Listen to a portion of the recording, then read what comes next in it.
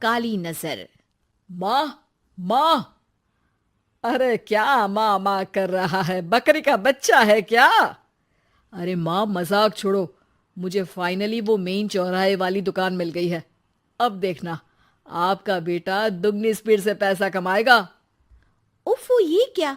मेरी online makeup class चल रही है। इतनी जोर से क्यों बोल रहे हो आप दोनों? अरे मेरी धर्म पत्नी जी, मेकअप क्लास बाद में करना। वो चौराहे वाली दुकान मिल गई है हमको।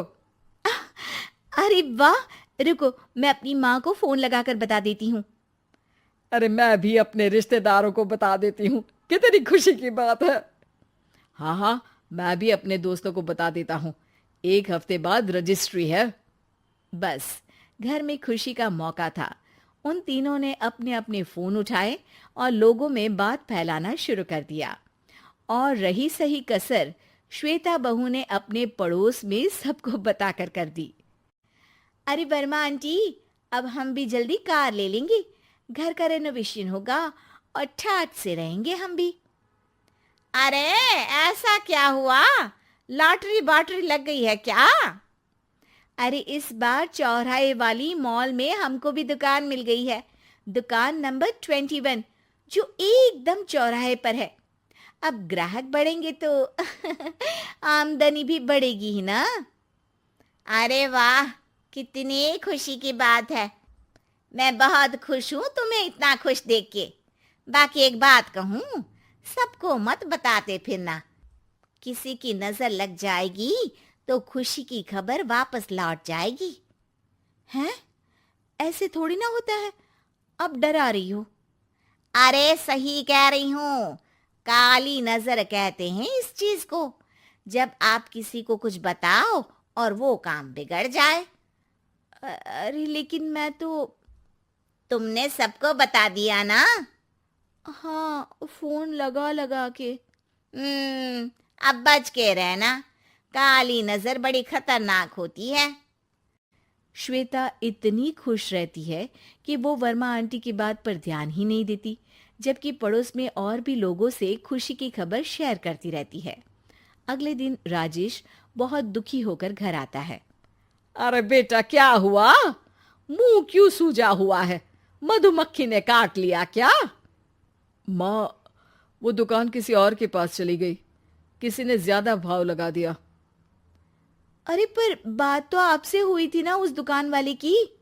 हाँ, आज मैं टोकन अमाउंट देने गया था, तब मुझे पता चला। कोई आकर सुबह मुझसे पहले ही ज्यादा अमाउंट दे गया। हम्म, काली नजर। क्या? क्या कहा? वर्मा आंटी ने समझाया था कि किसी को बताना मत, वरना काली नजर लग जाएगी। अच्छा, तुम्हें उनकी बात मान लेनी चाहिए थी। उनकी बात मान लेती, लेकिन उसके पहले ही सबको बता चुके थे ना हम तीनों। अरे अगली बार से ध्यान रखेंगे। कोई भी नई चीज होगी तो किसी को नहीं बताएंगे। तीनों कुछ दिन ऐसे ही रहते हैं, पर एक दिन श्वेता को एक मेल आता है। राजेश, मेरा ऑनलाइन मेकअप कोर्स कंप्लीट हो गया। अब मैं खुद का पार्लर खोल सकती हूँ। अरे वाह, अपने मोहल्ले में ही खोलते हैं। ये जो घर के सामने दुकान है ना, वहीं। हाँ, यहाँ सस्ती भी मिल जाएगी। अगले दिन श्वेता वर्मा आंटी के पास जाती है, मिठाई का डब्बा लेकर। अरे आओ आओ, कैसे आना हुआ? जोर से नहीं बोलूंगी। वो सामने वाली दुकान है ना, वहां मैं अपनी पार्लर की दुकान खोलने वाली हूँ। उसकी मिठाई है।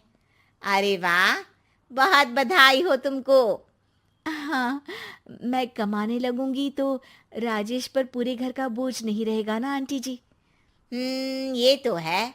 पर ये बता कि तूने ये बात किसी और को तो नहीं बताई ना? अरे नहीं नहीं, पिछली बार गलती कर दी थी। काली नजर लगी किसी की और राजेश के हाथ से वो दुकान चली गई थी। सबको मत बताना।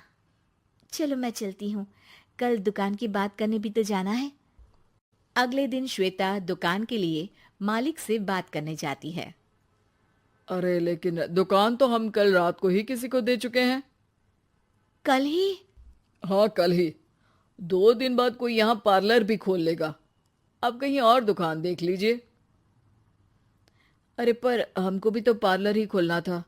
हाँ भाई, एक ही दुकान है, आधी आधी तो नहीं दे सकता ना मैं। राजेश और श्वेता घर पर हताश होकर आ जाते हैं। इस बार तो किसी को बताया भी नहीं था, अब किसकी काली नजर लग सकती है। सुनो, तुमने माँ को बताया था क्या?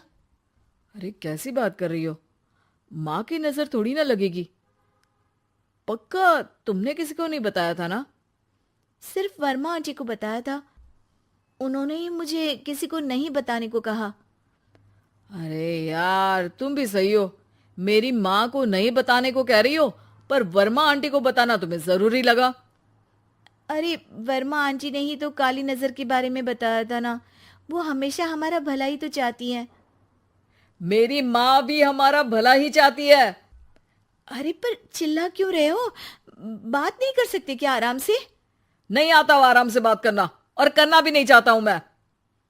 दुकान जाने का दुख गुस्से में बदल गया था और राजेश और श्वेता में बात बंद हो गई थी। 2 दिन बाद मोहल्ले में पार्लर का इनॉग्रेशन हुआ, जिसमें मोहल्ले के सभी लोगों को बुलाया गया, पर श्वेता, राजेश और माँ नहीं जाते। माँ, अंदर आ जाओ, क्या देख रही हो? अरे नया पार्लर देख रही हूं अपने आंगन से।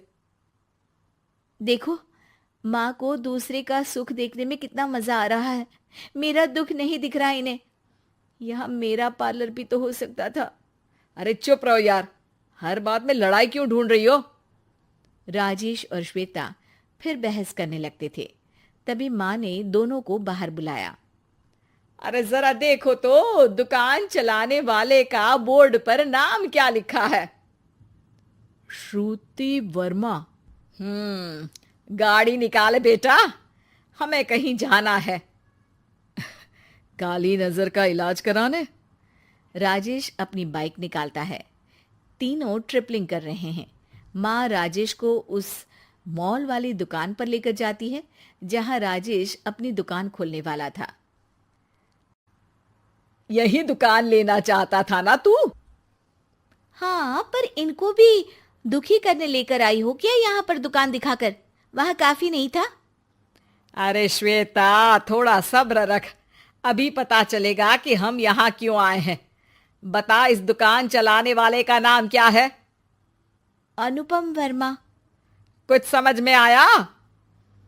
वो दुकान वाली श्रुति वर्मा, ये दुकान वाला अनुपम वर्मा, और हमारे पड़ोस में हमने उस दुकानों के बारे में बताया किसको था?